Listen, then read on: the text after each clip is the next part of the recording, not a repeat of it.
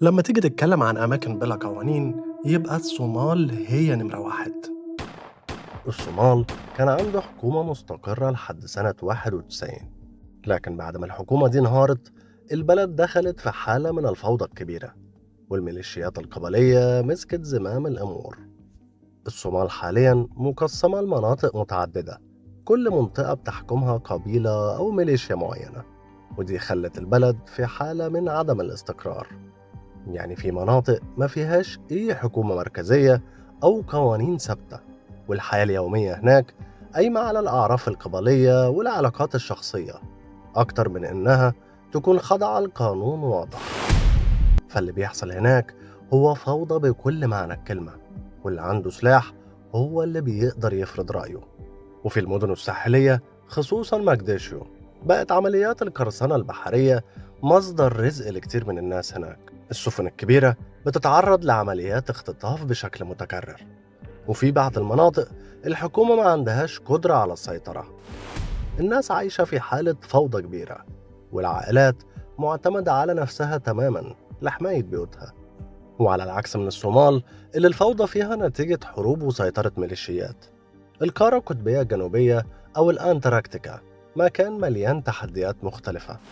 مفيش قانون بمعنى إن مفيش دولة بتديره أو حكومة مركزية بتحكمه. القارة دي هي المكان الوحيد في العالم اللي مفيش دولة بتدعي إنها بتملكه بشكل كامل. في معاهدة دولية اسمها معاهدة أنتاركتيكا، واللي اتعملت سنة 59، وبتقول إن القارة القطبية الجنوبية مخصصة للأبحاث العلمية وبس، وكل الدول اللي ليها وجود هناك مش بتقدر تتدخل بشكل عنيف أو تفرض سيادتها على القارة. لكن مفيش شرطة أو حكومة هناك، والناس اللي بتعيش في القواعد العلمية لازم تتعامل مع بعض بالتوافق. ولو فكرت في الموضوع، القارة القطبية الجنوبية فعلا مكان بدون قوانين بمعنى الكلمة، لأن مفيش حد قادر يفرض قانون محلي هناك. والناس اللي بتعيش هناك بيمثلوا قوانين دولهم بس في نطاق حياتهم اليومية داخل قواعد الأبحاث. وده معناه إن لو حصل جريمة الناس هتضطر تستدعي الدولة اللي منتمي ليها الشخص اللي ارتكب الجريمة دي، وده حاجة مش سهلة.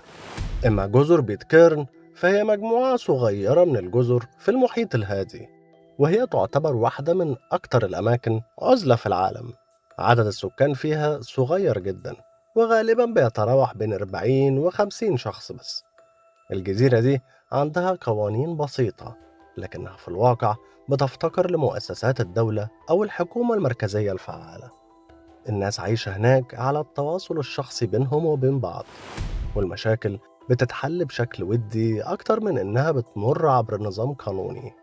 وفي قصص مشهورة عن محاكمات لبعض الأشخاص في الجزر دي بسبب اتهامات خطيرة. لكن اللي بيميز المكان ده إن السكان نفسهم هم اللي بيديروا حياتهم من غير أي تدخل خارجي حقيقي. الجزيرة دي تعتبر مكان بلا قوانين حقيقية، لأن فيه اعتماد كبير على العلاقات الاجتماعية التقليدية لحل النزاعات بدل من أنظمة قانونية حديثة. وفي ولاية كاليفورنيا في مكان اسمه سليب تاون، ده مكان غير رسمي وغير مسجل في السجلات الحكومية. الناس اللي بتعيش هناك غالبا من المشردين أو اللي عايزين يعيشوا بعيد عن المجتمع المنظم. الحكومة الأمريكية ما بتتعاملش مع المكان ده رسميا، وبالتالي مفيش شرطة أو قوانين بتطبق هناك. كل شخص بيدير حياته بنفسه، والناس بتعيش في حالة من الفوضى المنظمة. الحياة هناك تعتبر نموذج مصغر لمجتمع بيعيش من غير قوانين، وكل اللي عنده مشكلة مع الحياة القانونية بيهرب للمنطقة دي علشان يعيش بعيد عن الرقابة. وفي سنة 2015 رجل أعمال من جمهورية التشيك أعلن عن تأسيس دولة جديدة اسمها ليبرلاند، ودي منطقة صغيرة جدا موجودة بين صربيا وكرواتيا على نهر الدانوب. الدولة دي بتعتبر نفسها دولة مستقلة، لكنها مش معترف بيها من أي جهة رسمية. ليبرلاند بتقوم على فكرة إن كل شخص يعيش بحريته من غير تدخل الدولة في حياته الشخصية، وبالتالي مفيش قوانين حقيقية بتحكم المكان. الحكومة هناك بتتكون من متطوعين، وكل شخص مسؤول عن نفسه بشكل كبير. واللي خلى المكان ده فريد هو إن الناس اللي بتحب الحرية بتيجي تعيش فيه، لكن طبعا مش سهل توصل هناك بسبب إن الدولة المحيطة مش بتعترف بوجود ليبرلاند.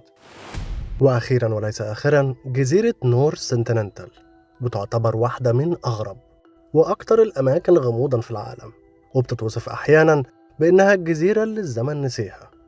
الجزيرة دي جزء تابع للهند، لكنها بتختلف عن باقي الجزر في حاجة أساسية: السكان الأصليين اللي عايشين هناك معزولين تماما عن العالم، ومفيش أي قوانين بتطبق عليهم، ولا حتى الحكومة الهندية بتقدر تدخل الجزيرة أو تتعامل مع الناس اللي هناك.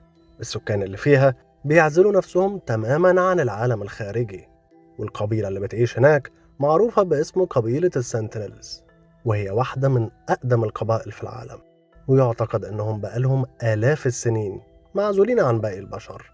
الحكومة الهندية ملهاش أي وجود فعلي على الجزيرة، وده بيخليها منطقة خارج نطاق السيطرة الحكومية، والسكان نفسهم بيعتبروا أي حد غريب عدو، وبيهاجموا أي سفينة أو طيارة بتقرب من الجزيرة بالسهام والرماح. وفي سنة 2006 2 من الصيادين قربوا بالغلط للجزيرة واتقتلوا على إيد سكانها.